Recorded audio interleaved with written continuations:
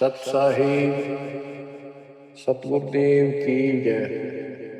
बंदी छोड़ कबीर साहिब जी की जय। बंदी छोड़ गरीबदास जी महाराज जी की जय। स्वामी राम देवानंद जी महाराज जी की जय हो।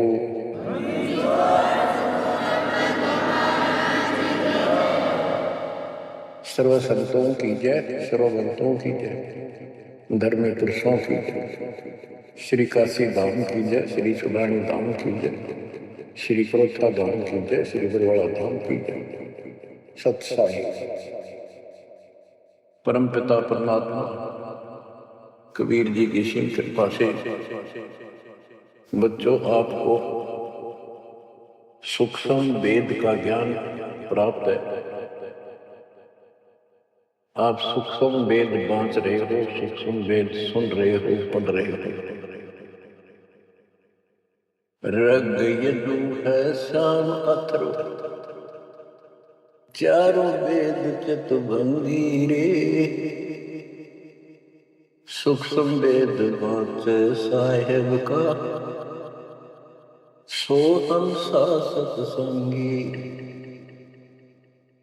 सूक्ष्म वेद बांच साहिब का सोहन सासत संगी। तीन लोक और भवन चतुर्दश कोई नहीं सत्संगी। बच्चों ये बातें यदि आप पहले सुनते आपको यह सब प्रमाण, ये संपूर्ण ज्ञान प्राप्त न होता तो आपका माथा ठनका होता, आपके मन में सौ दोष दास के प्रति आते कि यो पता नहीं क्या बकवास करता है, क्या किसी को भी ज्ञान नहीं। यही शंका आदरणीय धर्मदास साहिब जी की मन में आई थी संत जी के कि भाई ये जंदा बाबा ऐसी बातें बता रहा है तो कोई ना कोई हमारे हिंदू धर्म में भी इन बातों को जानने वाला उससे मिलेगा, क्योंकि शास्त्र हमारे। उसके बाद वो अपने गुरु जी के पास गए। गुरु जी तो रूपदास जी ने कह दिया भाई मैं जितनी जानूंगा बेटा मैंने तेरे से कुछ नहीं छुपाया। जिस तरह के प्रश्न आप कर रहे हो इनका उत्तर मेरे पास नहीं है, और जिसने तुझे ये ज्ञान दिया है उसी के पास जा, उसी से समाधान पूछ। लेकिन धर्मदास के सामने यह बात खटक रही थी कि अनपढ़ आदमी जिंदा बाबा इसको ज्ञान कैसे हो गई। इसने भी तो किसी हमारे हिंदू से सुना होगा, और अवश्य कोई संत मंडलेश्वर, कोई पीठाधीश इसका जानकार पाओ। अब सब जगह जितने भी सुप्रसिद्ध या वैसे छोटे मोटे भी संत हिंदू धर्म के उस टाइम प्रवक्ता थे, सत्संग सुनाया करते थे, सबसे मिला और जाते ही 10-20 रुपए रख दे। ये खासकर हिंदू संतों के अंदर जो भेंट ज्यादा दे, दक्षिणा ज्यादा दे, उसको ज्यादा महत्व देते हैं। इस बात की धर्मदास जी को खूब पता था कि ये तभी प्रसन्न होकर मुझे कुछ राह बताएंगे। जाते 5-10 रुपए करे, क्योंकि उसमें 5-10 रुपए आज के 5 लाख के बराबर थे। वहां तो एक पैसा भारी होता था उस समय। सबसे प्रश्न कर लिए, किसी के पास इसका बात नहीं थी। श्री कृष्ण विष्णु भगवान है, सारी सृष्टि रचना है, इनके कोई माता पिता नहीं, ये आपको आप है, स्वर्ग से ऊपर कोई स्थान नहीं।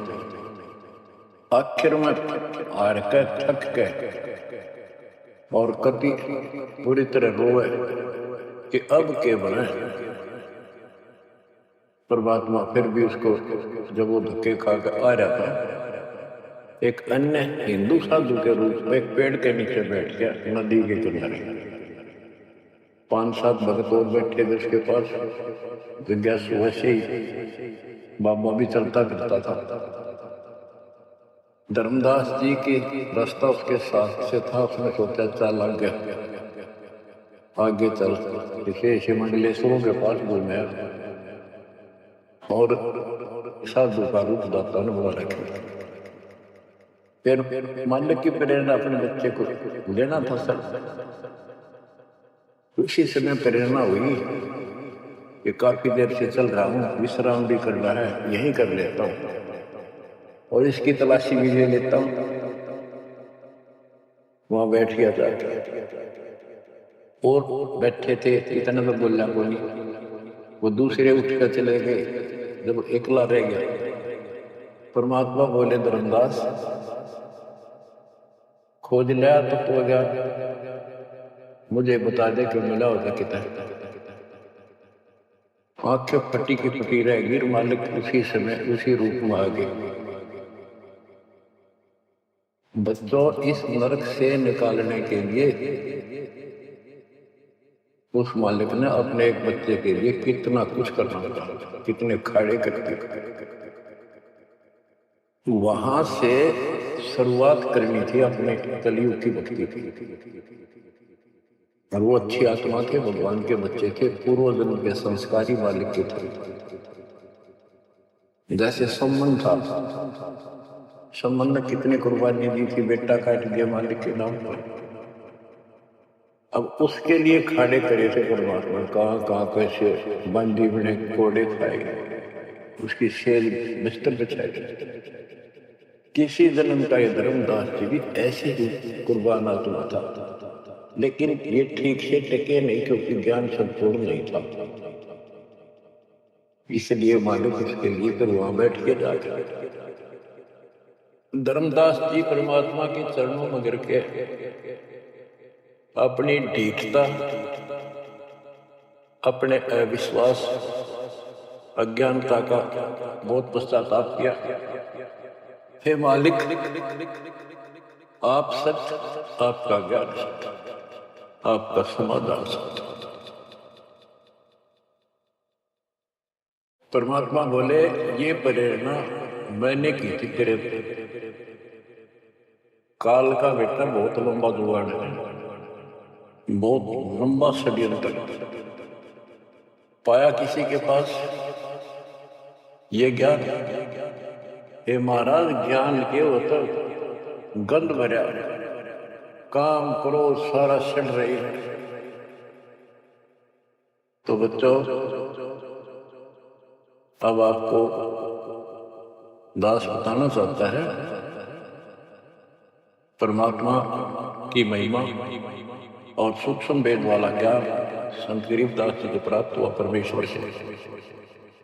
उनके सतगुरु और भगवान स्वयं कबीर साहब थे, जिनका गुरु भगवान और ज्ञान एक नंबर का, तो उस पर हमें विश्वास करना चाहिए। लेकिन विश्वास करने के लिए कुछ आधार होता है। हिंदू धर्म के लिए गीता और वेद, 18 पुराण ये आधार है कि ये अध्यात्म के मूल ग्रंथ हैं। उन मूल ग्रंथों से आपको परमात्मा की वाणी सिद्ध कर दी। रग यदु है शाम अतर, चारों वेद चित भंगी रे, सूक्ष्म वेद वाचे साहिब का, सोहन सा सत्संगी। 3 लोक और भवन चतुर्दश कोई नहीं सत्संगी। क्यों? क्योंकि उनके पास ये तत्व ज्ञान नहीं। बच्चों, यजुर्वेद अध्याय 40 मंत्र 10 में यही कहा है, कोई तो भगवान को साकार कहता है, रामकृष्ण रूप में, अवतार रूप में आने वाला। अन्य कहते हैं वो कभी साकार होता ही नहीं, वो तो निराकार है। परमात्मा साकार है या निराकार है, किस स्थिति में आता है, वो कैसे लीला करता है, इसकी जानकारी तत्वदर्शी संतों से पूछो। गीता अध्याय 4 श्लोक 34 में और 32 में स्पष्ट भी कर दिया कि जो तत्व ज्ञान होता है परमात्मा अपने मुख कमल से आकर बोलता है। ऋग्वेद मंडल नंबर 9 सूक्त 94 और मंत्र नंबर 2 में कहा कि वो परमात्मा कवियों की तरह आचरण करता हुआ घूमता फिरता है।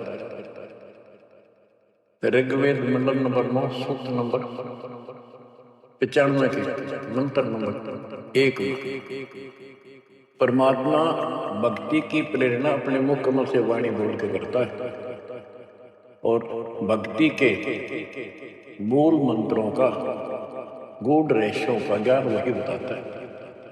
गीता अध्याय 4:34 में कहा कि उस तत्व ज्ञान को जो स्वयं मालिक बोलता है कवियों की तरह काव्यान चौपाइयों में श्लोकों में और शब्दों के माध्यम से वो तत्व ज्ञान है, उसको किसी तत्वदर्शी संत से पूछो।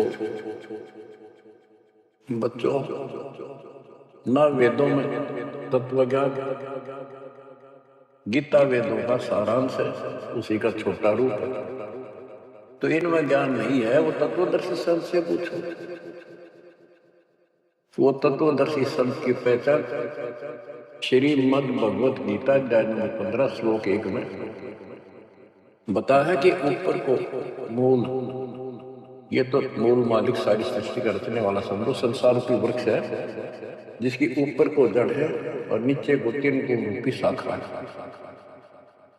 इसके सभी विभागों को जो बता देगा स वेदविद, वो वेद के तात्पर्य को ठीक से जानने वाला है, यानी वो तत्वदर्शी संत है। धर्मदास जी और गरीबदास जी के सतगुरु ने बताया, कबीर अक्सर पुरुष एक पेड़ जो जमीन से बाहर दिखाई देता उसको पेड़ बोलते, पेड़ा तना। गरीब अक्सर पुरुष एक पेड़ है, निरंजन व की पार और तीनों देवा शाखा में पातुल संसार। फिर तपस कर दिया, फिर एक कैसा दे सब सद सब साध्य सबदा माली शीचे मूल को फल फूल अगा। सभी पार्ट्स ऑफ द ट्री, वृक्ष के सभी भाग बता दिए कि तना अक्षर पुरुष है, ये सर्वपुरुष है, सर्वपुरुष और तीनों देवारत्न सत्पुरुष शिव जी रूपी शाखा है और पातरूप संसार। तो बच्चों, फिर साथ में ये समाधान भी कर दिया कि एक का साध्य सब सद, यानी मूल को पूजो, उसको इष्ट रूप में मानो, उसके बाद अपना अनुष्ठान करो, साधना करो। जो आपको प्रथम मंत्र दिया जाता है, इसमें प्रथम और लास्ट वाले मंत्र को छोड़कर सारे इन्हीं शाखाओं वाले मंत्र हैं। और गीता अध्याय 3 श्लोक 10 से लेकर 15 तक ये स्पष्ट किया है कि शास्त्र अनुकूल धार्मिक अनुष्ठान यज्ञ करने से वो सही भक्ति मानी जाती है। इन यज्ञों के द्वारा इन देवताओं को बुलाओ, ये यज्ञ से बड़े हुए देवता तुम्हें बिना मांगे ही सब कुछ देते रहेंगे और उस परम अक्षर पूर्ण परमात्मा को इष्ट रूप में प्रतिष्ठित करके फिर सारे धार्मिक अनुष्ठान करो। कहते हैं सब प्राणियों की उत्पत्ति अन्न से होती है, अन्न वर्षा से होता है। वर्षा शास्त्र विहित, शास्त्र में प्रमाणित धर्म कर्म यज्ञ करने से होती है और कर्म लगाए ब्रह्म ने, क्योंकि सबके लोक माए में काम करके खाना पड़ा, सतलोक में कोई काम नहीं था, बैठा सब फ्री मिला था। जैसे आप सतलोक आश्रम में जाते हो, आपको सारा बना बनाया मिला, अर्खा और भक्ति करो, सत्संग सुनो और आ जाओ। फिर बताया कि सब प्राणियों की उत्पत्ति अन्न से होती है, अन्न वर्षा से होता है, वर्षा शास्त्र विहित, शास्त्रों के अनुसार किए गए अनुष्ठानों से होती है, यज्ञ से होती है। और यज्ञ शास्त्र अनुकूल कर्मों से होते, कर्म लगाए ब्रह्म ने, ब्रह्म की उत्पत्ति हुई अक्षर पुरुष से। और अक्षर पुरुष यानी अक्षर का अर्थ यहाँ पर अविनाशी है। और जहां पर प्रकरण होता है एक से अधिक, अक्षर का अर्थ ही अविनाशी होता है, लेकिन सरपुरुष अक्षर पुरुष, सरपुरुष ब्रह्म है, ये काल है 21 ब्रह्मांड का स्वामी, अक्षर पुरुष 7वें ब्रह्मांड का स्वामी। और फिर परम अक्षर ब्रह्म क्यों कहा? परम अक्षर पुरुष कि वो सब का मालिक होता है। तो इस प्रकार अध्यात्मिक ज्ञान को समझना है और उस परम अक्षर ब्रह्म को योगों में प्रतिष्ठित करके सारे अनुष्ठान करने चाहिए, तब सफलता होती। कबीर साहब ने बताया, कबीर एक कैसा दे सब साध्य सबका माली शीचे मोड़ को खुला पुण्यात्मा। इससे सिद्ध हो गया कि किसी के पास भी वेदों से हटकर ज्ञान नहीं था, वेदों में वो ज्ञान है ही नहीं जिसकी हमें जरूरत थी। इसलिए क्या रहा, अब इसके ऊपर चलेगा सत्संग से संत गरीबदास जी की अमरवाणी, अथ कथनी बिना करनी का। इसमें से कुछ वाणी सुनाएगा दास। जैसे आपको बताया गया कि काशी विद्यापीठ पढ़कर ब्राह्मण आते थे, उनको विद्वान माना जाता था, उनकी दुकान बढ़िया चला करती थी यहाँ भोले समाज में। तो गरीबदास जी उस पढ़ाई के बारे में कहते हैं जो वो पढ़ा करते हैं केवल लोगों को ठगने के लिए। गरीब पढ़ना गुनना चातुरी, यह तो बात सुगम, सत सुकृत और बंदगी, या है बात अगम। के गीता वेद पुराण पढ़ लिए, चतुरता दिखा दी, बड़े बड़े लेक्चर झाड़ दिए, ये तो बहुत आसान है। लेकिन सत सुकृत, सच्ची भक्ति, सच्चे अच्छे कर्म और भक्ति, सच्ची भक्ति, बंदगी, प्रणाम। बंदगी के अंदर मुझे सारा कुछ आ जाता, भक्ति भी आ जाती है, अंतर भी आ जाते हैं, प्रणाम भी आता है। कई बार विशेष तौर पर बंदगी प्रणाम को बोलते हैं, बंदगी प्रार्थना भी कही जाती है। फिर बताते हैं कि सत्य सुकृत अच्छे कर्म और बंदगी, परमात्मा की स्तुति नमस्कार करना, भक्ति सच्चे ढंग से पूरे गुरु से प्राप्त करके तत्व ज्ञान के आधार से करना, यह है बात अगम। ये ऊंची बात है, आगे की है, बहुत सबसे आगे की, सबसे श्रेष्ठ। गरीब पढ़ना गुनना रोग है, उलझे दुनिया माही, 52 अक्षर में बंद रहे, आगे की सुध नाई। संस्कृत भाषा के 52 अक्षर बताए। इसको इसलिए सीधा अर्थ कहते हैं, तो संस्कृत से सीमित है, इन ग्रंथों तक सीमित है, इनमें वो ज्ञान है नहीं। ये पूज्य दुनिया में ये गलत चौरासी के चक्कर में रह गए।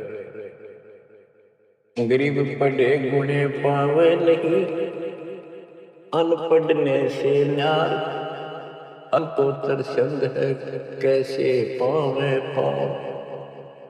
कहते पढ़े गुणे पावे नहीं, अनपढ़ने से न्यार, यानी जो चतुरता दिखाने के लिए पढ़ते हैं लोग कभी नहीं परमात्मा प्राप्त कर सकते, ना वो ज्ञान मिले। अनपढ़ने से ना कि बिना पढ़े भी बात नहीं बने। अब जैसे आप अक्षर ज्ञान प्राप्त कर रहे हो, आप भले अपनी रोजी रोटी के लिए कर रहे हो, लेकिन अब इस पढ़ने से आपको अपने मूल ग्रंथ समझ में आ जाएंगे। ये सूक्ष्म वेद है, इसके अंदर जो गूढ़ रहस्य है वो अन्य वेदों से भी उत्तम और गहरे है। इसमें कह दिया पढ़े गुणे पावे नहीं, यह पढ़ाई है वो तो मूर्ख बनाने के लिए। अनपढ़ने से ना, जो नहीं पढ़े वो भी दूर रहेंगे। हमारे को अक्षर ज्ञान नहीं था, इसलिए हम इन चतुर लोगों की बातों में फंसे रहे। गरीब वेद कथें चित चूक है, मन में मान मरोड़े,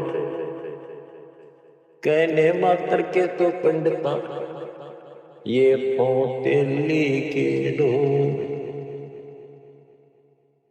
कि इन वेदों के पढ़ने मात्र से कुछ भी हासिल नहीं होना, क्योंकि वो ज्ञान है ही नहीं। अपने को जरूरत है मोक्ष प्राप्त हो, और वो ज्ञान मालिक प्रत्येक युग में आकर बोलते हैं, पर कदर नहीं बनी। गरीब वेद कथे चित चूक है, मन में मान मरोड़ अहंकार, और कहने मात्र के तो पंडित है, ये वो दिल्ली के हो कि 84 लाख योनियों में जाएंगे। अब जैसे एक बहुत ही अच्छा उदाहरण दिया संत रविदास ने, तो ये गाना बजाना समय के अनुसार शब्द भी सुनाए जाते हैं, और ये कड़वी गोली भी खिलाई जाएगी, तब ये रोग कटेगा। सारा ट्रीटमेंट कंप्लीट करना पड़ता है। अब ध्यान से सुनो, पुराने समय में तिलों से तेल निकाला जाता था। वो व्यक्ति जो काम ये करते थे उनको तेली बोलते थे। वो एक कोल्लू लगाते थे। वो कोल्लू एक मशीन होती है जिसमें 3-4 गिरारी सी होती, मोटी मोटी भारी भारी, और उसके ऊपर एक ऐसा पात्र लगा होता है जिसमें नीचे सुराख होता है, और उसमें सरसों डाल दी, तिल डाल दिए, वो धीरे धीरे नीचे जाता रहता। कोल्लू चलता है, एक लंबा लकड़ कम से कम भी 15-20 फुट लंबा। उसको लोगों चलाने के लिए एक लंबा लकड़ फंसा के, और उस लकड़ को पाट बोलो, लाट पाट, उसको बैल से चला जाता था। और वो बैल उस लकड़ की जितनी लंबाई होती है उसके वही सर्कल में घूमना होता था उसको। वो सर्कल होता था, उसके एक सर्कल में घूमता था, सेम कति फिक्स्ड होता था उसका डायमीटर। उसी परिधि में वो बैल घूमता रहता था, और उधर से कोल्लू चलने से तेल निकलता। उस कोल्लू को चलाने के लिए एक बैल का प्रयोग किया जाता था। वो उस लकड़ लंबे लठ 15-20 फुट 25 फुट लंबे लठ के एंड पर लास्ट में एक कुंडा डाल कर उसमें रस्सा बांध कर, और उस बैल के दोनों तरफ कंधे से बांध दिए जाते थे रस्से, और उसको चलाया जाता था। तब वो कोल्लू घूमता था, और उसमें डाले हुए सरसों या तिल, उनका तेल निकलकर बाहर आता था। वो तेली कहलाता था, और उसको खींचने वाला तेली का बैल कहलाता। उस बैल के आंखों पर पट्टी बांध दिया गई थी, और एक आदमी उसके पीछे होकर 2-3 बार उसका लठ मारता जोर के, और वो बहुत तेज चलता। तो फिर उसको ये भय हो जाता कि लठाड़ा तेरे पीछे पीछे है, वो अपने आप स्पीड में रहता। और इस तरह वो सारा दिन चलता था। बीच में थोड़ी बहुत देर पानी पिला दिया, चारा खिला दिया, फिर जोड़ दिया जाता। तो उसका सेवन सीमित दायरा था, उससे 12 कदम भी नहीं जा सकता था। अब इसके ऊपर ये कुछ वाणियां आपको समझाने के लिए बताना पड़ा। इतना गजब का ज्ञान दिया इसमें, 100 का 100 सत्य है। गरीब वेद कथे चित चूक है, मन मेहमान मरोड़, कहने मात्र के तो पिंडता, ये हो तेली के दो। ये अगले जन्म में तेली के बैल बने। एक तो गान ये दिया है कि साधना ठीक नहीं करते तो सुधर मिल जाएगा। फिर पीछे तू पशुआ की जय गद्दा बैल बनाई, ये 56 भोग कहाँ मन मोरे, कहीं कुरड़ी चरने जाई। इस वाणी का तो ये अर्थ है। अब इसके ऊपर आगे देखो, गरीब आंख बंद है दिखे नहीं, चल मारो मार तेली के तो बैल को घर ही कोस हजार के आंख बांध दी बैल की और डरता चलो मारो मार तो स्पीड से चलता रहता। उस तेली के बैल को उस सर्कल के अंदर ही सारा दिन एक महीने में 50,000 कोस एक महीने में तय कर देता, यानी एक कोस 3 किलोमीटर, यानी 1.5 लाख किलोमीटर वो एक महीने में पूरे कर देता। उसमें चल चल के इतना सफर तय कर लेता, रहता वही ठेगा, एक कदम उससे बाहर नहीं जाता। बच्चों ये स्पिरिचुअल लेक्चर है या आध्यात्मिक घंटी दे रहा हूं आपकी स्कूल की। इसको ऐसे समझाने से आपके अंतःकरण में योगदान रचेगा।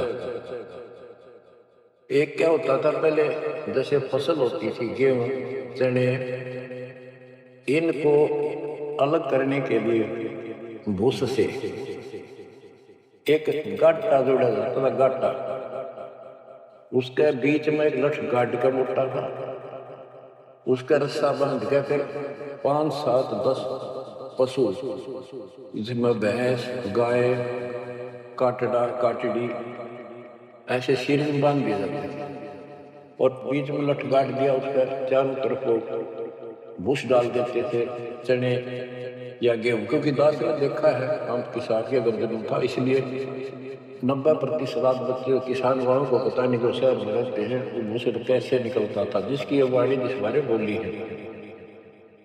अब तो मशीनों से निकल रहा, कट कट कट कट 2 घंटे, पहले महीना महीना लगे रहा करते। दास का जन्म ऐसे समय दिया जाता जब वो 5505 निकट आ रहता है, और वो पिछला प्रोसेस सारा पता है जो इस वाणी में बोला गया है।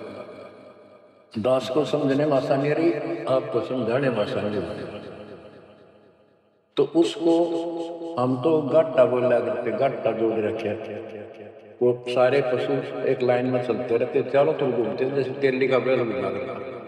ये उस फसल को काटने के लिए उनके पैरों के नीचे वो फसल कट जाती, छोटा छोटा टुकड़ा भूस बन जाता, फिर उससे गेहूं चने अलग कर लेते और भूस अलग हो जाता, उसको गाटा बोला कर।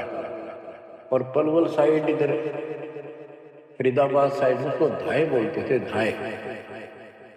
धाए यानी पशुओं का एक समूह, एक से एक गले का रस्सा बांध दिया जाता था, वो बाहर नहीं जा सकते, अंदर आ नहीं सकते, क्योंकि एक दूसरे को धक्का नहीं दे सकते, एक लाइन में चलते थे चारों तरफ सर्कल में।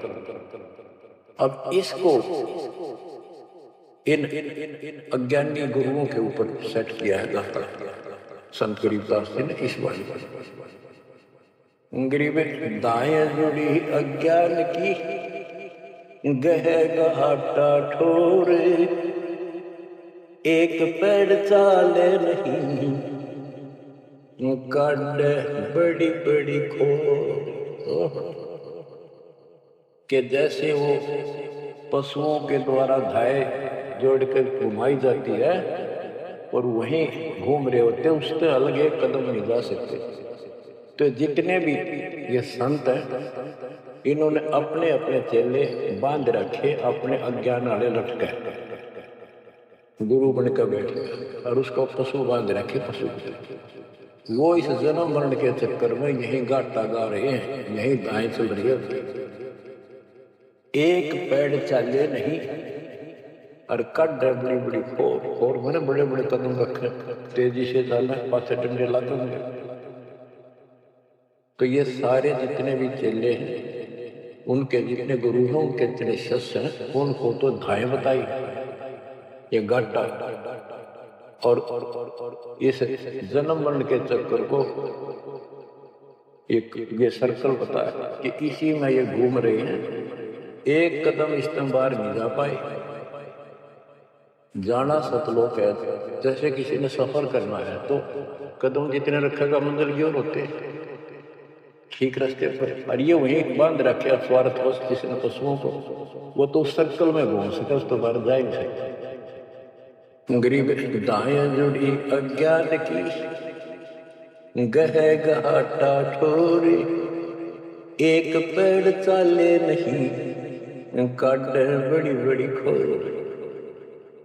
गरीबदास जी ने कहा है कोई है रे परले पार का जो भेद कहे झलकार का। वारई गोरख वारई दत्त, यानी ये सब वार गुरु प्रहलाद अर्थ वार ही सारे ब्रह्मा जी वार ये भी वार सारे ब्रह्मा विष्णु महेश यही पर दुर्वासा वार ये गह गाटा ठोर। गरीब चार वेद सठ शास्त्र पढ़े 18 पुराण सतगुरु पूरा मिला नहीं पंडित हो सी सवान। कबीर साहब कहते हैं गुरु बिन काउट न पाया गया ना जो तो था वो छड़े के साथ। गुरु बिन वेद पढ़े जो प्राणी समझे अनुसार रह गए। बच्चों एक तो होती है मान बढ़ाई अहंकार और एक सच्चाई जो होती है वह मान बढ़ाई नहीं कहलाती। जैसे दास कह रहा है और की बात को भी समझ आ गई है, स्पष्ट हो गया, आपको पता लग गया है कि गुरु बिन वेद पढ़े जो प्राणी समझे ना साथ रहे अगे। वेद पढ़े पर वेद न जाने ये बच्चे पुराण 18 और पत्थर की पूजा कर बोल गए श्राद्ध निकलवाओ पत्थर पूजवाओ। क्या इन्हें वेद पढ़े, क्या इनको गुरु मिला? जय सतगुरु की संगत करते ये सकल कर्म कट जाएगा, ये कोई झंझट नहीं करना पड़ता। अमरपुरी पर आसन होते सतलोक जहाँ कोई कष्ट नहीं, जहाँ दुख ना चाह। तो दास ये कहे कि या तो भगवान कबीर साहब मेरे गुरु भगवान और गरीबदास, और चौथा दास, इनके अतिरिक्त वर्तमान में दास के अतिरिक्त विश्व में किसी के पास ना वेद ज्ञान, ना गीता ज्ञान, ना कुरान और बाइबल ज्ञान, किसी को किसी प्रकार का ठीक ज्ञान। इसको कोई कहे ये मान बढ़ाई करता है, उसकी अपनी समझ है, अपनी सोच है, लेकिन यह 100% सच्चाई है। जैसे 2000 के नोट पर या 1000 के नोट पर 500 के नोट पर ये लिखा है कि मैं धारक को 500 रुपए देने का वायदा करता हूं, तो क्या उसने मान बढ़ाई कर रखी है कि ये नोट अपनी बढ़ाई करता है? छाती पे लिखवा रहा है, वो सच्चाई है, वो लिखना भी जरूरी है। तो दास को बताना भी आवश्यक है कि दास के अतिरिक्त विश्व में किसी के पास यह ब्रह्म ज्ञान नहीं है। ना वेद ज्ञान ठीक है, ना गीता ज्ञान ठीक है, ना पुराणों को जानते हैं, ना पुराण वाले पुराण को ठीक से सुनते, न बाइबल वाले बाइबल को ठीक से सुनते। अंग्रेजी 4 वेद 60 शास्त्र पढ़े 18 पुराण सतगुरु पूरा मिला नहीं पंडित को सी स्वान। अंग्रेजी 4 वेद 60 शास्त्र पढ़े 18 बोध खसम बांझ के होते है पर बेटा नहीं गोद। एक अजब गजब उदाहरण दिया है कि इन 4 वेद 18 पुराणों को पढ़ने से तो ऐसी दशा है। ये दिखे पंडित गुरु शिष्य दोनों हैं, गुरु भी हैं, उनके शिष्यों की कमी नहीं, लेकिन बाद स्त्री का संतान नहीं होती, उसका पति भी होता है। इसी प्रकार इनके गुरु भी है, ये शिष्य भी है, इनमें भक्ति रूपी लाल बनेगा नहीं। बच्चों एक एक बात कहीं नहीं सकता, लाख टके की है, अरब टके गरीब बावे 100 करोड़ गीता पढ़ो 100 करोड़ भागवत बिना सतनाम व्यर्थ है, बचे काल न मोत। गिरिव घृत अग्नि में डालकर पंडित कर है होम, सुर वासना जात है क्या करत है ओम। गिरिव सुमन सेवा बंद की, सब कोई जानत खूब, बिन सतगुर क्यों पाइए, कबीर से महबूब। के ये पंडित लोग हवन करते हैं, इसका क्या लाभ है कि देवताओं तक इसकी वासना जाती है, स्मेल गुड स्मेल जाती है, और जिसके वश होकर वो हमें यहाँ राहत देते हैं। तो ये तो हमें सिर्फ हमारी भक्ति में एक सहयोगी है, एक आइटम है हवन यज्ञ। हमने पांचों करनी पड़ेंगी तब ज्यादा लाभ होता है। किसी रोग का ट्रीटमेंट पूरा ही करने से बाद गरीब सुमन सेवा बंदगी सब कोई जानत को भक्ति भी करनी चाहिए, सुमन भी करना चाहिए। पर कहते फिर सतगुरु क्यों पाइए, सतगुरु के बिना कैसे मिलेगा वो कबीर से महबूब। वो भगवान कबीर से प्रिया, तो फिर ये भगवान हमारे कैसे पाओगे। ये दूसरे संत बनावटी इतने गजब के हो जाएंगे, क्या बात, सर पर उस्तरा करा लिया, माथे पर 3 तलक, माला 4-5 डाली, लाल भगवा वस्त्र धारण कर लिए, अनु बैठ जाते हैं कतिया करके। गरीबदास जी कहते हैं, गरीब कोरा कलश कुम्हार का, ऊपर चित्र अनूप, वस्तु नीति समझ है जैसे जंगल को। ऊपर तूंडा साध का, अंतर रखा को, ऊपर तो साधु दिखे गजब का, बनावटी सी जबरदस्त, जैसे कुम्हार का, यानी कोरा कलश कुम्हार से लाए, उसके ऊपर कितनी अच्छी चित्रकारी होती है, उसमें जल है नीचे तरफ चित्रकारी, ऊपर का दिखा करनिया जो संत ऐसा है जिसके पास यथार्थ ज्ञान नहीं है, वो तो ऐसा है जैसे कोरा कलश कुम्हार का, ऊपर चित्र अनूप, वस्तु नीति समझ है, जिसके लिए लाए तो जल है नहीं मीठा, और जैसे जल बिल्कुल जैसे कुआ बिना पानी का केका। गिरिव पांचों मुद्रा पिंड में आग बुजर शरीर, 52 गंडे गंग है खेवक जहां कबीर। कहते ये शरीर स्थूल शरीर में 5 मुद्रा है, उनमनी खेचरी भूतरी चाचरी आदि, और इससे आगे बदल शरीर सूक्ष्म शरीर और कहते उससे पार करने के लिए सतगुरु कबीर साहब का सच्चा गुरु मिलेगा जो बात करेगा। गरीब नाम सार है निर्मला, सार नाम ये निर्मल है, पाक नूर निर्माण, दास गरीब कबीर को भक्ति गई है दान। बच्चों ये अमृत वचन है, बहुत गूढ़ और गहरे, और आपके लिए जैसे गीता मुनिया परटवा जी वेदों का सार निकाल के आपके समझ रख दिया। छोटे छोटे बच्चे समझ रहे इस बात को, तो 3री-4थी कक्षा में पढ़े, और जो इन काशी विद्यापीठ में पढ़ने वालों के आज तक समझ नहीं आई। तो who is Guru, who is सतगुरु और हु इज गॉड, ये आप अच्छी तरह समझ चुके हो। क्यों? परमात्मा आपको इतना दंड कर दे जैसे सम्मन्य की ओर से उठे, आप इतने दंड हो जाओ, गरीब महिमा की जय संत की, तन मन धन सब दे, सिर मांग डाला नहीं, मोर ध्वज लग ले। यानी ऐसी परिस्थिति परमात्मा के प्रति किसी परिस्थिति ऐसी आ जाती है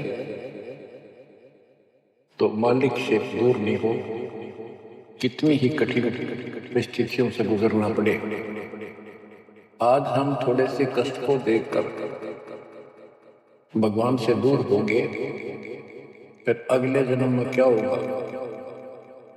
फिर पीछे तू पशुआ की जय गद्दा बैल बनाई, ये 56 भोग कहाँ मन भोरे, कहीं कुरड़ी चरने जाई।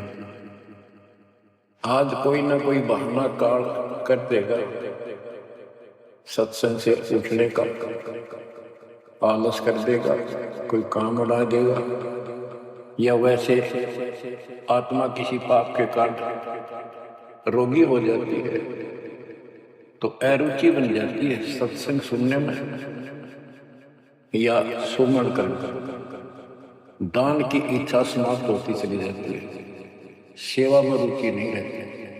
तो उस समय के लिए ये याद रखो, आज हम मानव हैं, अपनी मर्जी से कितने आलस कर ले और कितने भगवान से दूर हो जाए, स्वतंत्र है।